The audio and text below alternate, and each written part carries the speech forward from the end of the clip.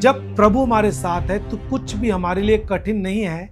तो ये जीवन भी, जयवंत जीवन और आत्मा के अनुसार चलना भी आपके लिए कठिन नहीं है। यदि आप बाइबल को नहीं सुनेंगे तो बाइबल के अनुसार नहीं चलेंगे। यदि अपने माँ बाप की आप नहीं सुनेंगे, नहीं मानेंगे, तो उसके अनुसार, उनकी आज्ञाओं के अनुसार आप चल भी नहीं सकते हैं। यदि बाइबल आपको कहता है कि आत्मा के अनुसार चलो, तो इसका मतलब यह है कि आत्मा की आपको सुनना भी चाहिए। जो उसको सुन पाता है और उस पर चलता है, वही तो जयवंत जीवन जीता है और अपने जीवन में परमेश्वर की आशीषों को और सफलता को देखने पाता है। गलातियों की पत्री उसका 5 अध्याय उसका 16 और 17 पद को मैं आपके लिए पढ़ूंगा और इस पर हम बातचीत करेंगे। यहां पर लिखा है, पर मैं कहता हूं आत्मा के अनुसार चलो तो तुम शरीर की लालसा किसी रीत से पूरी ना करोगे। मैं रिपीट करूंगा इसे, पर मैं कहता हूं, बाइबल कहती है और फिर मैं आपको बाइबल के वचन से मैं आपको इस बात के लिए दोहराता हूं और आपसे कहता हूं कि आत्मा के अनुसार चलो तो तुम शरीर की लालसा किसी रीत से पूरी ना करोगे। इसका मतलब कि वचन साफ रीत से आपको पवित्रताई में और युवा जीवन में एक महत्वपूर्ण और एक अद्भुत जीवन की ओर, जयवंत जीवन की ओर जाने के लिए आपको कोई बहुत कठिन काम नहीं करना है, परंतु आपको आत्मा के अनुसार चलना है। देखिए, आत्मा के अनुसार चलना कठिन नहीं है। आत्मा के अनुसार चलना बहुत ही आसान है यदि आप यीशु को अपना उद्धारकर्ता स्वीकार करके और आप वचन पर चलना शुरू कर देते हैं। वही है आत्मा के अनुसार चलना। मैं क्यों कह रहा हूं कि ये सरल है? क्योंकि जब आप इसे कठिन समझते हैं तो आपके लिए कठिन होता है, परंतु यदि आप इसे समझते हैं कि हाँ, जब प्रभु हमारे साथ है तो कुछ भी हमारे लिए कठिन नहीं है, तो ये जीवन भी, जयवंत जीवन और आत्मा के अनुसार चलना भी आपके लिए कठिन नहीं है। जब यीशु कहता है कि सब कुछ संभव है, इसका मतलब केवल ये नहीं है कि वो बीमारों को चंगा करता है। मैं कहता हूं कि वो आप जैसे युवाओं को भी बदलता है। जब प्रभु कहता है कि सब कुछ संभव है, इसका मतलब ये केवल नहीं है कि वो दुष्ट आत्माओं को निकाल कर बाहर करता है। मैं कहना चाहता हूं कि आपको पवित्र भी करता है। हर चीजें पॉसिबल है, सब कुछ संभव है मसीह में। और जब मैं ये पद पढ़ रहा हूं, 16 पद, बाइबल कह रही है कि यदि आप आत्मा के अनुसार चलोगे तो शरीर के लालसा आप कभी पूरी नहीं करोगे।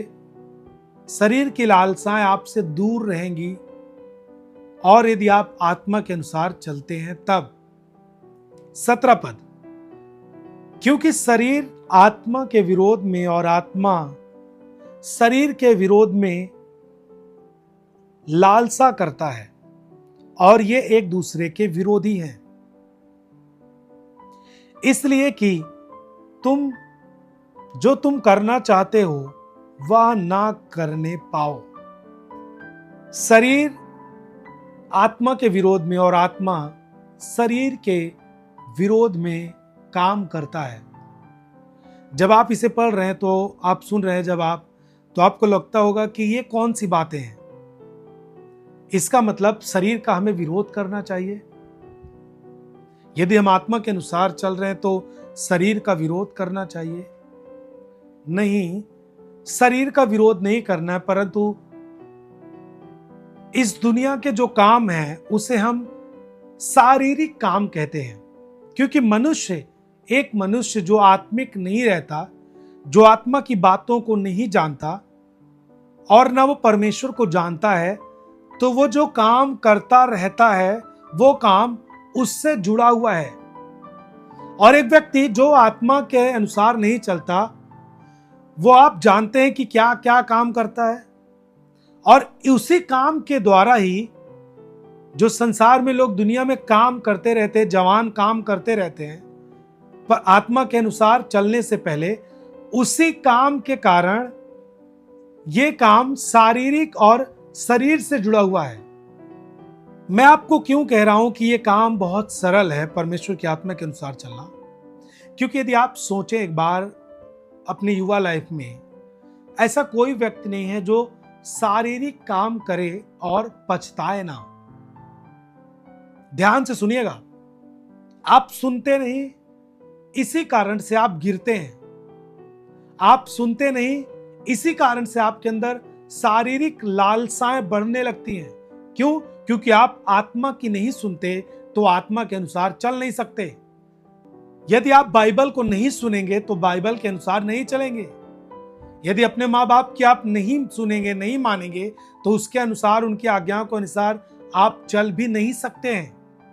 इसीलिए आपको आत्मा की सुननी चाहिए, ताकि आप आत्मा के अनुसार चल भी पाएं। जो व्यक्ति शरीर के अनुसार चलता है और शरीर की लालसाओं पे चलता है, वो व्यक्ति पछताता है। मैं आपसे कहना चाहता हूं कि आप अपने आप को धन्य समझें कि आप जीवित परमेश्वर को जान चुके हैं और आप सारी सच्चाइयां आप जानते हैं। लेकिन वो लोग जो आज भी दुनिया में हैं, वो उनसे जब गलतियां होती हैं, जब वो फंस जाते हैं, वो पछताते हैं। लेकिन उसके बाद भी उनके सामने कोई ऑप्शन नहीं है कि वो कहां पर जाएं, क्योंकि हो सकता है कि उन्हें अभी तक सुसमाचार नहीं मिला है। मैं आपसे कहना चाहता हूं कि उन लोगों के पास तक सुसमाचार पहुंचना चाहिए, क्योंकि जब एक व्यक्ति पछताता है, कोई भी काम करने के बाद जब वो फंस जाता है, जब वो पछताता है, तो उसके बाद उसके पास परमेश्वर का वचन, सुसमाचार पहुंचना चाहिए, ताकि उसे पता चले कि मेरे इस जीवन से अलग एक और जीवन है जो मुझे आगे के लिए तैयार कर सकता है। अब आप सोचिए कि आप जवान जो परमेश्वर को जानते हैं और जो आत्मा के अनुसार नहीं चलते और जो आत्मा के अनुसार चलते हैं, उनमें जब आप फर्क देखेंगे तो फर्क ये है, एक आत्मा के अनुसार चलने वाला व्यक्ति जब उससे कोई भी गलतियां होती हैं और वो पछताता है, तो उसके लिए परमेश्वर का वचन है और वो आगे बढ़ता है। उसको पता लगता है कि ये चीजें गलत है और मैंने किया, फिर उसके बाद वो उस पर रिपेंट करता है, पश्चाताप करता है, फिर वो आगे बढ़ता है। लेकिन जो व्यक्ति आत्मा के अनुसार चलता ही नहीं, कभी आत्मा की सुनता ही नहीं है, कभी वचन को पढ़ता ही नहीं है, कभी सुनता ही नहीं है, जब उसके साथ कुछ गलत होता है, वो पछताता है, लेकिन उसके पास कोई मार्ग नहीं है, कोई उसके पास वचन नहीं है कि वो अपने जीवन को आगे चल के बेहतर कर सके। यदि बाइबल आपको कहता है कि आत्मा के अनुसार चलो, तो इसका मतलब यह है कि आत्मा की आपको सुनना भी चाहिए। और आत्मा की सुनने के लिए आपको परमेश्वर के वचन को सुनना चाहिए। जब तक आप उसके वचन को नहीं सुनेंगे, नहीं पढ़ेंगे, तब तक आप आत्मा की आवाज को नहीं समझ सकते। क्योंकि परमेश्वर कभी भी इस तरह नहीं बोलता कि आपको और चार लोगों को और सुनाई दे। परमेश्वर की जो बातें हैं वो वही व्यक्ति सुन सकता है जो आत्मा के अनुसार वचनों को सुनता है, वचनों को पढ़ता है। वही आत्मा की आवाज को सुन सकता है, क्योंकि उसकी आवाज सुनने के लिए आपको समझ होनी चाहिए, आपको आत्मा में बढ़ना चाहिए। यदि आप दुनिया में खोए हुए हैं, दुनिया की भीड़ में हैं, आप उसकी आवाज को नहीं सुन सकते। क्योंकि मैं कहना चाहता हूं कि उसकी आवाज बहुत धीमी और ताकतवर होती है। जो उसको सुन पाता है और उस पर चलता है, वही तो जयवंत जीवन जीता है और अपने जीवन में परमेश्वर की आशीषों को और सफलता को देखने पाता है।